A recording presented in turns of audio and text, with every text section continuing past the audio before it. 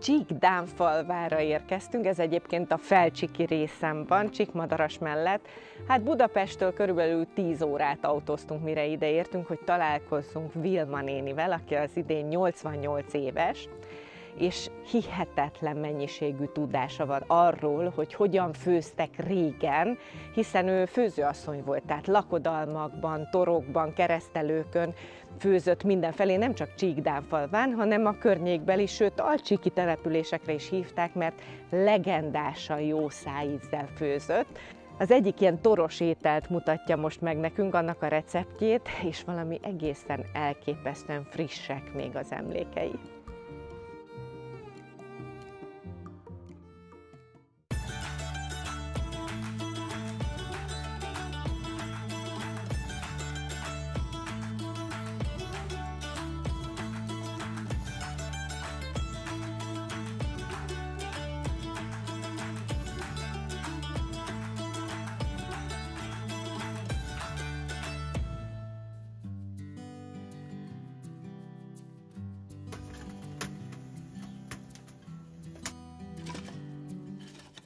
Vilma néni drága, azt hallottam, hogy főzőasszony tetszett lenni. Hát főztem, igen. Mindenféle lakodalomba, keresztelőstől megkezdve ásjardozás, temetés, lakodalom.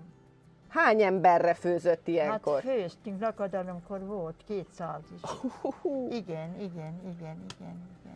És most, amit főz, ezt mikorra szokta főzni? Temetéskor, torba. Ja, ez egy toros étel. Leves, igen, toros leves. Toros leves? Igen. És ezt látom, hogy bárány. Igen, abból főződött a toros leves mindig. Birkából vagy bárányból? Júból, igen, 3 jót hazahajtottak, vagy ha volt itthon, vagy 4-et, 5-et. Az Esztenáról, a nyári szállásról. Igen, vagy itthon voltak. Igen, minden jót vágtak le, csak akkor tettiket inni.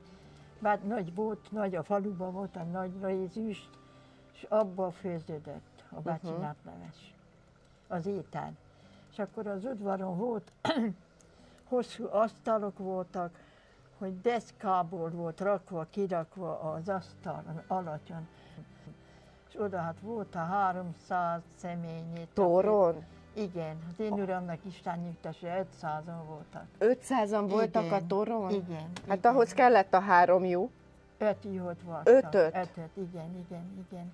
Mentek a népon, összefogó volt régen. De honnan tudták, hogy hány ember fog jönni?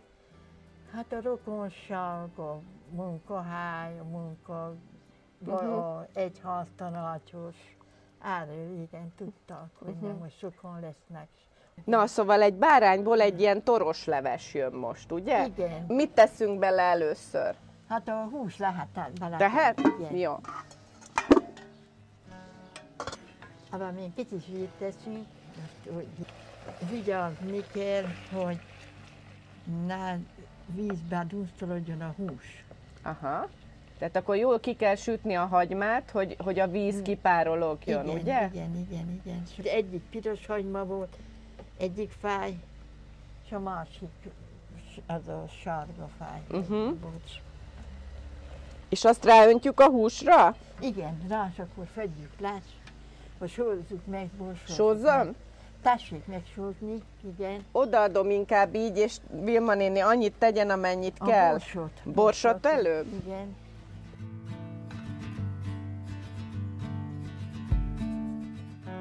Na, jó. Só. Kicsit összerázzam? Lehet. És akkor rájön ez a kisütött hagyma, jó sok zsírral, és igen, akkor ezt igen, megpirítjuk rajta. A piros paprika is jön rá.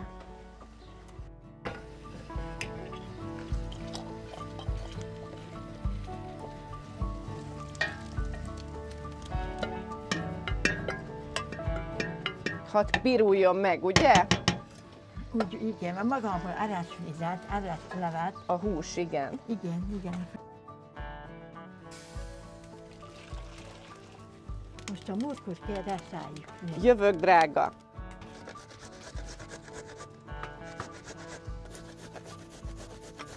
Ilyen fejkendőt lehet-e még kapni valahol? Hát nem tudom. Ezt hogy hívják? Szőrfejkendő. Milyen? Szőr. Szőr? Szőrruha, igen, úgy hívták. Szőrfejkendő. Igen. Gyönyörű, gyönyörű. Igen. Megvolt, hogy milyen színű fejkendőbe kell lenni, mikor? Meg bőjtben volt a sötét ruha, farsángon, karácsony másodnapján, akkor már volt a piros, húsvétkor volt a piros, világos, fejkendő, a fehér, úgyhogy meg volt mindennek az ideje. Rendje volt az életnek, igen, ugye? Rendben. Más volt az élet, más volt. Dolgoztunk, várdődtek a szüleink, hajnalkor tehát csorda volt, tehát meg kellett fájni, csordába kellett hajtani. Mit vett a boltba, mikor fiatal asszony volt, ami nem volt a ház körül? Mit kellett venni? Én nem vettem semmit. Sót? Ja, sót, borsót, paprikát, egyáltalán meg volt a családban. És minden mást megtermelte? Meg. A szőttesektől, ruhaanyagok, törölközők, ágyneműk, minden. Minden. Hát ez volt az igazi fenntartható világ. Ilyen volt. Na Vilma néni, mennyit reszeljek? Mondja. Még nem? Na jó. Ezt mind a kettőt? Nem, jó is. A nagyobbat? Csak egy kicsit, igen, felel ennek is. Akkor ezt a vékonyabbat lereszelem. Jó, Az elég? Jó lesz. És répább, sárga répa, murokból elég? Elég lesz.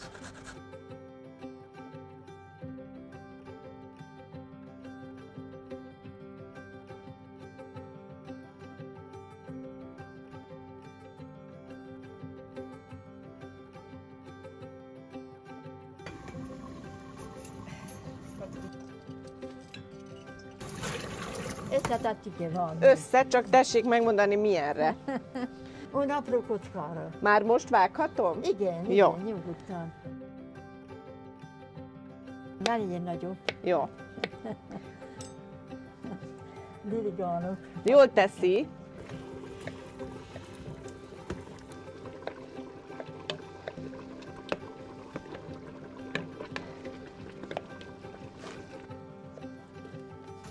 És mikor jön a krumpli, a pityóka bele? Mindjárt tehessünk bele. Jó. Ahogy kész vagyok, jöhet is. Egy kis zsír. Tessék. Köszönöm szépen.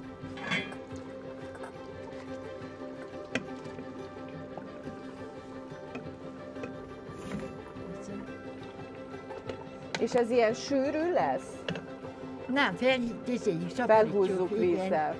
Igen. Még egy kis bors? Igen, tessék. És a zsírba akkor a rántás kész. Igen. Akkor a lisztet adjam, ugye? Igen. És rózsaszínre pirítjuk. Nem pirítjuk nagyon Nem? még, nem. Csak épp egy picit. Igen, mert a gyomornak ez nagy ártalmára van. Igen? Igen. A rántás? Igen. Nem a rántás, de hogy nem szabad még pirítani. Aha. Na megint tanultunk valamit.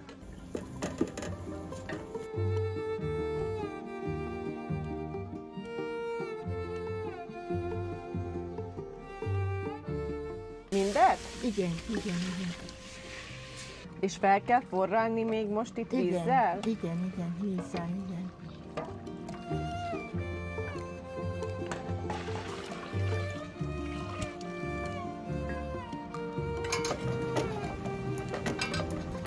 Csináljuk-e meg az eresztéket? Lehet, nyugodtan. 4 egész tojás?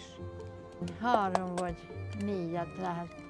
Nem tudom, hogy készül.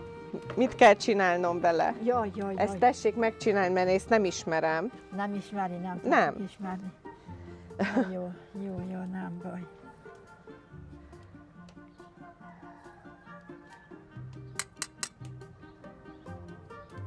Azt így, ha tették. Simára keverjem ki? Igen. Jó. Igen.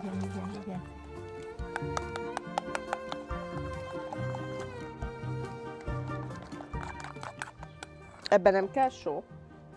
Nem. Jó. Nem szoktam tenni. Jó. Nem Aztán visszataszítjuk egy 5 percet. Ajnálok fevése. Vissza kell hűteni. Igen, igen.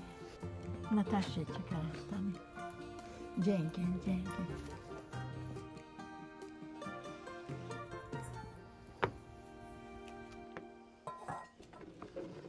És így ki kell csapódnia? Igen, miért Igen. nem? Nagyon jól néz ki. Nagyon. És akkor most visszaforraljuk. Igen, igen, főzzük. Igen, igen, így. Na, egy percet maradunk, sülnek, láss.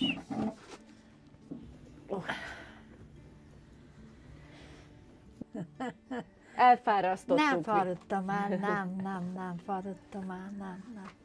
Jobban érzem magamot, ha tudok dolgozni. Tudok vasallok fiataloknak. Én fogom a ruhat, én vasallok alól az. Nagyon jó. Na, kell a dolog. És még kell. főz is minden nap? Főzni nem főzök nekik, én magamnak főzök külön.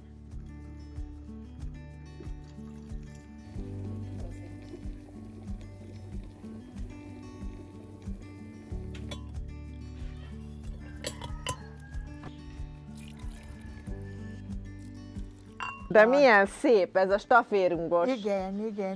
Megismerem. 52-ben voltam véve.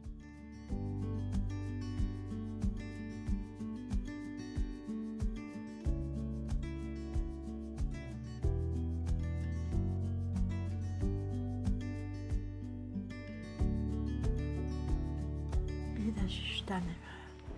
Tessék, máskor ezt szívesen fogadjuk, tessék. Olyan illata van.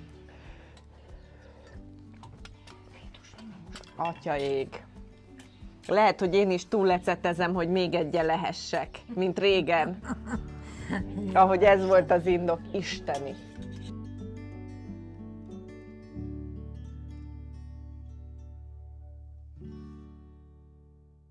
A sorozat a Celldömölki Malom támogatásával készült. Celli búzalisztek, kalásztól a kovászig.